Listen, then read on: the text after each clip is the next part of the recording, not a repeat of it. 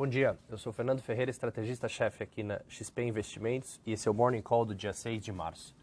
O Ibovespa fechou ontem em forte queda de 4,65%, cotado aos 102 mil pontos, no que foi a segunda maior baixa do ano.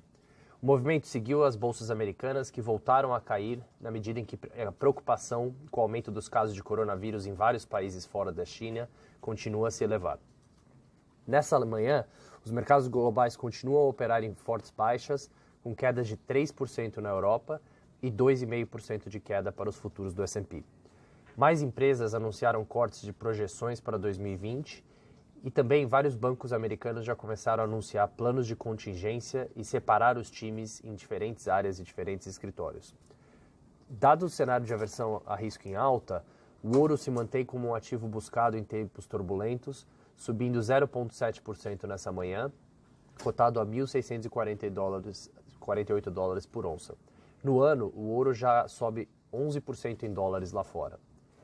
Dos outros indicadores que a gente mede aqui, o índice de volatilidade do S&P 500, o VIX, segue em forte alta e chegando a 46% nessa manhã. Isso é o maior patamar do índice de volatilidade desde a crise europeia em 2011. Além disso, um outro indicador que a gente olha é o rendimento dos títulos de 10 anos do governo americano. Eles continuam a baixar rapidamente e chegam a 0,77% nessa manhã, comparado a 1,9% no começo do ano.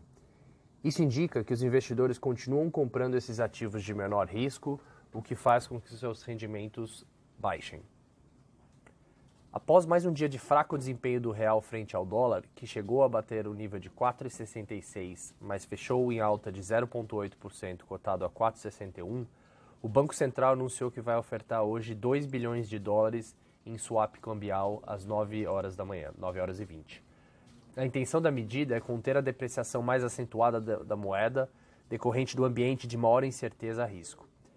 Em nota emitida na última terça-feira, o BC sinalizou que daria continuidade no ciclo de corte de juros e isso pressionou ainda mais a cotação do dólar. O mercado seguirá tentando entender como a depreciação observada do real nos últimos dias afetará a próxima decisão de juros, que está marcada para o dia 18 de março. Na agenda de eventos internacionais, o destaque fica por conta da divulgação do relatório de empregos de fevereiro nos Estados Unidos, às 10h30, e também dos discursos de dirigentes do Banco Central americano, o Fed, que discursam às 11 da manhã e às 4 da tarde. O mercado aguardará por mais informações sobre como o Fed percebe o ritmo de desaceleração global e também quais os próximos passos da política monetária americana. Os preços do petróleo Brent operam em forte queda de quase 5% essa manhã, refletindo as notícias de desacordo dentro da OPEP entre a Rússia e a Arábia Saudita, com respeito aos cortes de produção e como reagir aos impactos do coronavírus. Apesar do grupo dos maiores produtores pressionarem por um corte adicional de 1,5 milhão de barris por dia, que seria 1,5% da produção de óleo global, os russos ainda relutam em apoiar cortes além dos níveis acordados. E tal dissidência sinaliza muita incerteza em relação aos acordos futuros de produção de petróleo entre a OPEP e seus aliados, o que afeta as perspectivas de oferta e demanda global da commodity. Nos Estados Unidos, no cenário político, Elizabeth Warren desistiu da corrida pela indicação à vaga democrata para a eleição presidencial dos Estados Unidos após seu fraco desempenho na super terça-feira. A candidata, que chegou a ser favorita do espaço e foi considerada mais radical, ela não apoiou nenhum outro candidato, apesar de ter um alinhamento ideológico mais próximo com Bernie Sanders. No entanto, se espera que seus eleitores migrem para o senador Bernie Sanders da mesma forma em que os eleitores de Michael Bloomberg deveriam migrar para Joe Biden.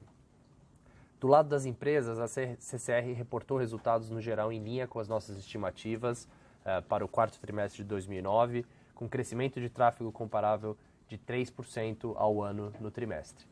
Nós temos recomendação neutra para as ações da CCR. Nosso time também participou ontem do encontro anual da Ultrapar com investidores, o Ultra Day, no qual a administração e os principais executivos de todas as linhas de negócio expressaram suas expectativas para o futuro. Em suma, os executivos forneceram visões otimistas em todos os setores em termos de resultados operacionais e financeiros. Porém, a gente mantém a nossa recomendação neutra para as ações da Ultrapar, com um novo preço-alvo de R$ 22,00 por ação. É isso por hoje. Queria dizer bom final de semana, mantenha a calma nesses momentos turbulentos e bons investimentos. Obrigado.